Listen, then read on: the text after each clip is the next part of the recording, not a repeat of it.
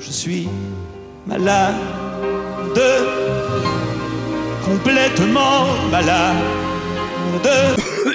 Bonjour à tous, nouvelle vidéo critique, et comme vous l'avez déjà certainement compris, je suis encore un peu malade. Mais bon, ça j'imagine que vous vous en foutez. Ce que vous voulez, c'est qu'on parle de Dembo. Donc on va enfin parler de Dembo. Pourquoi je dis enfin? Parce que j'ai déjà vu le film, je l'ai vu quand? Je l'ai vu il y a déjà plus d'une semaine. Et je l'avais vu en avant-première au Grand Rex en présence de Tim Burton et d'Eva Green. Et si vous vous en êtes rendu compte dernièrement sur la chaîne, le rythme des vidéos s'est un petit peu accéléré. Et du coup, bah, pour vous donner une explication, en fait, ce qui se passe, c'est que je suis en train de commencer à faire des critiques sans écriture. Et du coup, j'attends aussi votre ressenti à la fin de la vidéo si ça se voit que le texte n'est plus écrit. Et d'ailleurs aussi de me dire, parce que vous êtes plusieurs à me l'avoir dit, et ça aussi je le comprends parce que je le sens et je l'entends. Parfois dans mes critiques, ça sent quand même pas mal que c'était écrit, tout avait l'air déjà bien cadré. Et au niveau de la prise de parole, et c'est vos retours et c'est aussi mon ressenti, ça faisait un petit peu robot. Et donc bah ouais, bah j'attends aussi vos retours par rapport à ça. Est-ce que c'est plus fluide? Est-ce que c'est plus agréable à écouter? Enfin voilà, vous me parlez de tout ça dans les commentaires en fin de vidéo et on va passer à Dembo. Dembo, pour ceux qui ne le savent pas, est le nouveau film de Tim Burton. Le film met en scène une belle brochette d'acteurs dont Colin Farrell, Michael Keaton, Danny DeVito et Eva Green. Dembo nous raconte l'histoire de deux enfants qui vont devoir s'occuper d'un éléphanteau dont les oreilles démesurées sont la risée du public, avant de découvrir que ces dernières lui permettent de voler. Et je crois qu'on en a pas encore parlé sur la chaîne, en tout cas pas dans un sujet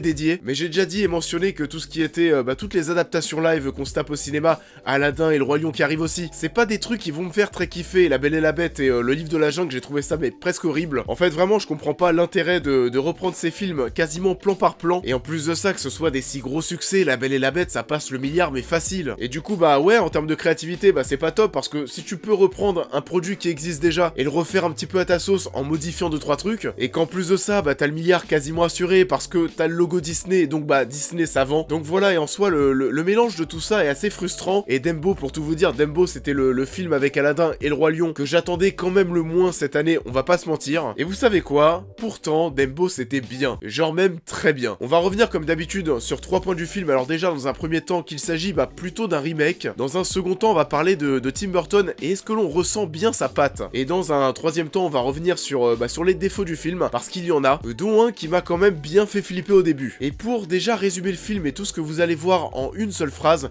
je vais prendre une réplique de Michael Keaton. On l'a déjà vu dans les bandes annonces ou alors dans des spots publicitaires, mais il y a un moment où Michael Keaton va dire « Vous m'avez rendu mon âme d'enfant » après avoir vu voler Dembo pour la première fois. Et je trouve vraiment que cette réplique résume le film à elle toute seule, parce que ouais, quand vous allez sortir de la salle de cinéma, « Vous m'avez rendu mon âme d'enfant » sera peut-être la première émotion, le premier sentiment auquel vous allez penser. Donc ouais, déjà pour commencer on va parler du fait qu'il s'agit plutôt d'un remake, et je sais pas si je suis passé mais totalement à côté de la com, ou alors si je m'y suis pas assez intéressé, mais je sais pas pourquoi je m'attendais à ce que ce Dembo soit aussi une adaptation live comme les autres films, et au final pas du tout. Ce Dembo de Tim Burton est vraiment un remake, et je sais pas, mais à part le fait que Dembo soit un éléphant qui vole, il y a pas grand chose qui reste. On va retrouver aussi le fait que Dembo est séparé de sa mère. Là pour le coup c'est vraiment sa mère. Vous savez, au début du dessin animé c'était plutôt des oiseaux qui venaient déposer des petits ours, des petits éléphants, etc. En plus de ça on va se retrouver dans une œuvre où il va y avoir beaucoup plus de personnages humains, beaucoup plus de choses qui vont tourner autour du cirque, et d'ailleurs ça se traduit un petit peu par l'affiche. Vous savez, c'est cette affiche qui faisait déjà très cirque, et c'est vraiment à l'image du film. On va retrouver, oui, par contre, des situations, des scènes, des clins d'œil qui font référence au dessin animé d'origine. On va y revenir. Mais en tout cas, vraiment, voilà, ce qu'il faut garder en tête, c'est qu'en allant voir ce film, vous n'allez pas revoir Dembo refait plan par plan. Et de toute façon, et pour tout vous dire, je me suis retapé le dessin animé en revenant du Grand Rex. De toute façon, pour celui-ci, c'est un petit peu mission impossible d'adapter Dembo au cinéma. Déjà, d'étirer un truc d'1 heure sur un truc de 2 heures, c'est un peu compliqué. Mais en plus de ça, l'histoire est pas très profonde non plus, il n'y a pas d'humain, etc. Ça aurait été vraiment compliqué d'adapter ça sur 2 heures de film et d'en faire quelque chose de prenant et d'intéressant. La scène avec les éléphants violets qui dansent, la scène du tour au cirque avec le bâtiment en feu où Dembo doit éteindre le feu. Et on a donc tous ces ajouts de personnages qui vont être joués par Colin Farrell, par Eva Green, par Michael Keaton et Danny DeVito qui retrouve Michael Keaton et Tim Burton après Batman le défi. Donc voilà, on va aussi avoir tous ces personnages, les enfants de Colin Farrell aussi, qui vont être intégrés à cette nouvelle nouvelle histoire de Dembo, et ça joue plutôt bien, et même si certains personnages sont un petit peu des caricatures de ce qu'ils devraient être, et je pense notamment à Michael Keaton, quand tu vois ce personnage arriver, tu sais déjà quelles vont être ses ambitions, et en soi là aussi tu sais déjà où va partir l'histoire. Je l'ai pas dit, mais c'est pas l'histoire la plus originale du monde, c'est quelque chose qu'on a quand même déjà vu et revu quand t'as un grand patron machiavélique qui va se servir de quelque chose pour son business. On a Danny DeVito avec ce personnage très extraverti qui va gesticuler dans tous les sens.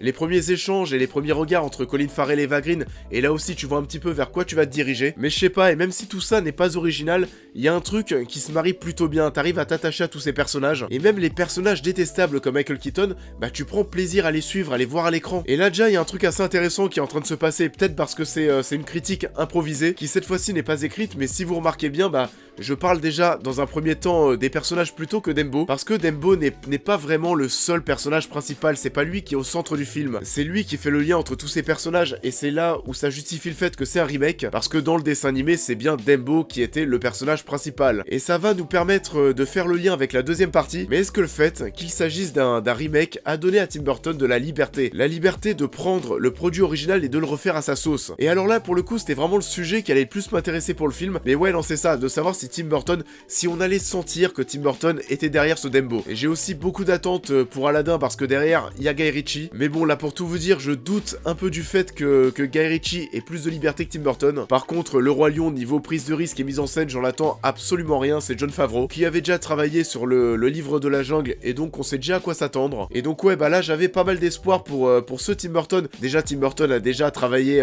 avec Disney à plusieurs reprises, donc oui, il a aussi le fait de travailler avec un réalisateur avec lequel t'as déjà travaillé, et en plus de ça, on va pas se mentir, c'est Tim Burton. Et je me suis mis à espérer qu'on ressente le fait que ce soit du Tim Burton, même si d'après les trailers, j'avais un doute. Et je vais vous donner un élément de réponse, et à ma petite surprise, on sent que c'est du Tim Burton.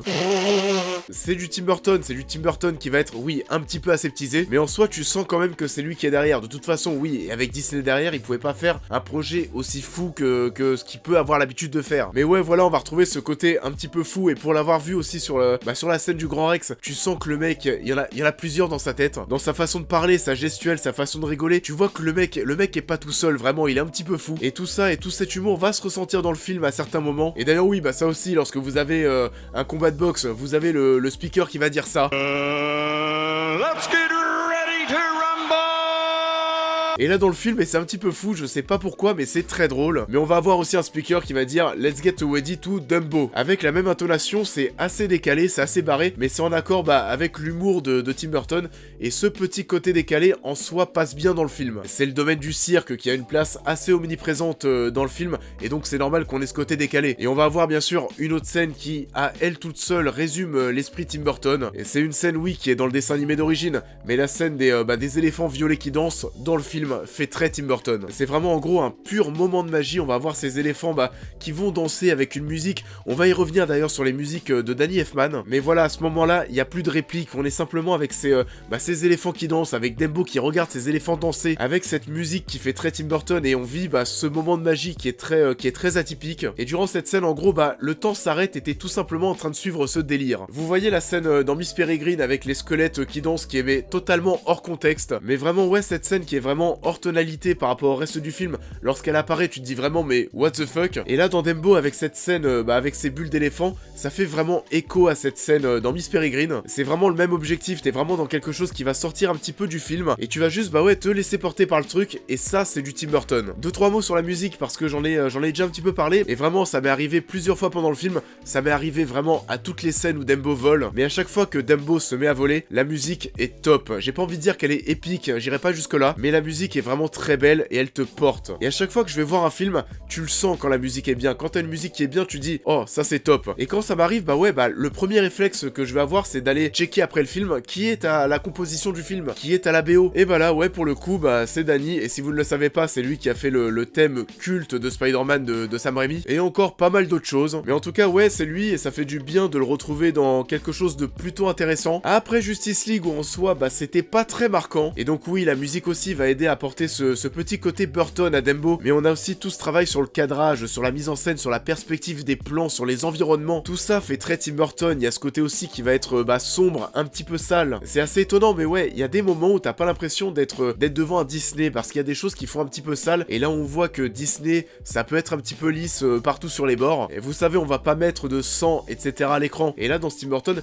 il y a une scène à un moment, et ça peut peut-être résumer ça. Il y a une scène à la fin où on a Colin Farrell qui va être sur son cheval, et lorsqu'il va se retourner, lorsqu'il va partir, on va voir dans son dos, mais une flaque de transpiration, mais immense. Genre le mec a vraiment la moitié de son dos qui transpire. Et ça, je sais pas pourquoi, mais ça a attiré mon attention, et ça résume un petit peu tout ce que je suis en train de dire, mais ça prouve un petit peu que tout n'est pas tout rose. Tout n'est pas embelli par ce petit côté Disney, et le côté Tim Burton se fait ressentir. Il se fait ressentir par rapport à tout ça, par rapport à ce qu'on va voir à l'image, mais aussi par rapport à ses personnages et à ses thématiques. Et on va retrouver donc oui, ces thématiques propres à la filmographie de Burton, telles que la famille, les enfants aussi. Ça fait un peu bizarre de dire les enfants comme thématique, ça fait un peu pédophile, mais vous avez compris. On va retrouver donc, oui, ces deux enfants, les deux enfants de Colin Farrell qui vont être au cœur de l'intrigue, qui vont être là pour Dumbo. Et ça aussi, pour tout vous dire, le dessin animé, j'en avais quelques souvenirs, mais lorsque j'ai vu les deux enfants, je me suis dit direct, il me semble pas qu'il y avait des enfants dans le dessin animé. Et à ce moment-là, oui, en tout cas, dès le début du film, tu vas te dire qu'il y a des libertés qui ont été prises. Avec ces enfants, on va aussi retrouver un thème que Burton affectionne, le rejet de personnes dans la société. On est souvent sur des personnages qui vont être, vous savez, très réservés, qui ont pas trop d'amis, etc. Et là, pour le coup, même si les enfants sont un peu comme ça, je suis pas sûr que ce thème se rapporte à l'enfant, mais va cette fois-ci plutôt être utilisé sur Dembo, qui est vraiment le personnage qui va se faire rejeter. Et ça va me permettre justement de faire le lien avec cette troisième et dernière partie, où on va parler des quelques défauts que j'ai pu reprocher à l'œuvre. Alors la première, c'est vraiment pour s'arrêter sur un point, mais on va voir cette scène au début, où on va découvrir Dembo, où les personnages vont découvrir Dembo, et on a à ce moment-là Danny DeVito, lorsque Dembo va être révélé en retirant le foin qu'il a sur lui, on a Danny DeVito qui va se mettre à gesticuler dans tous les sens, à crier, à dire que Dembo est moche, etc., qu'il veut être remboursé, qu'il n'en veut pas, etc. Et si vous vous souvenez pas du dessin animé, et vous comprenez pas trop pourquoi. Et c'était clairement mon cas, parce que je me souviens très bien que Dembo avait des grandes oreilles, qu'il pouvait voler, etc. Mais je me souvenais absolument pas de cette partie où Dembo était un personnage rejeté à cause de sa différence. D'ailleurs, ça aussi, ça va se rapporter aux thématiques de Burton. Et donc voilà, ça m'est arrivé, j'ai parlé à des gens aussi après la séance, et ça leur est aussi arrivé. Mais à ce moment-là, et tu vois vraiment Danny DeVito s'énerver sur Dembo pendant 1 minute, alors que Dembo, tu le vois arriver, il est tout mignon. Oh, j'ai parlé par le nez, je sais pas si on l'a compris, mais j'ai dit qu'il est tout mignon. Un petit coup de sirop.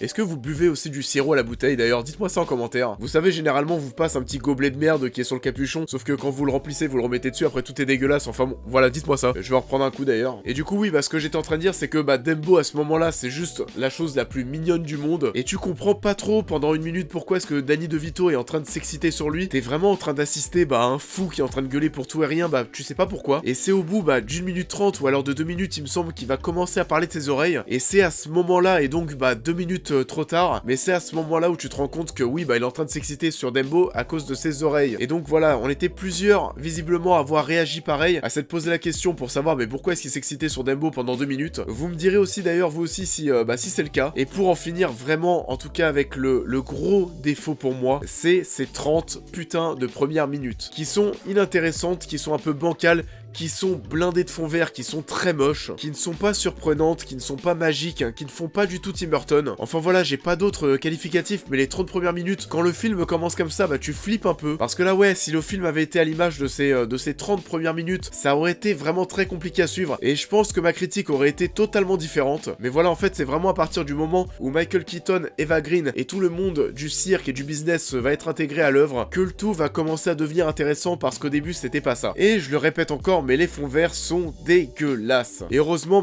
que le film, visuellement, est bien plus intéressant par la suite. Et donc voilà, que vous soyez fan ou non de l'animé, que vous soyez fan de Disney ou pas, je vous conseille d'aller voir Dembo au cinéma. C'est un très beau film, émotionnellement assez fort, et malgré son premier acte très bancal, je reste persuadé que vous passerez un excellent moment. C'est un film qui, émotionnellement, est très fort, et ça m'étonnerait pas que certains lâchent leurs petites larmes. Et je vous pousse vraiment à aller le voir, parce que oui, déjà de 1, c'est un bon film, mais en plus de ça, je vous invite à soutenir soutenir forcément pour ces adaptations Disney, bah des projets comme ça, des projets remake, plutôt que des projets live action repris plan par plan comme le livre de la jungle ou La Belle et la Bête, et le Roi Lion qui va arriver ensuite, mais bon, le Roi Lion, que la qualité ou non soit là, Disney s'en fout, ça fera 1 milliard de dollars de recettes dans tous les cas. Donc voilà, faut soutenir ce genre de projet de la part de Disney, des projets plus matures où il va y avoir beaucoup plus de prise de risque, et puis bah voilà, tout simplement, allez voir Dumbo.